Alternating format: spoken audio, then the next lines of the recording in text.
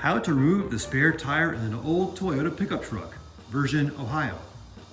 On a non-rusted Toyota pickup frame, you'll notice there's a large hole in the center of the frame, and that's to allow access to get to this mechanism.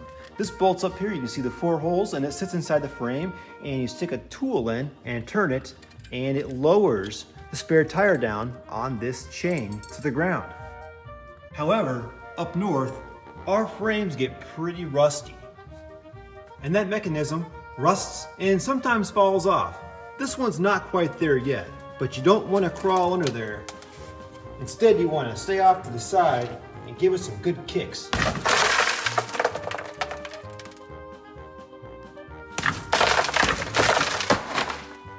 Done.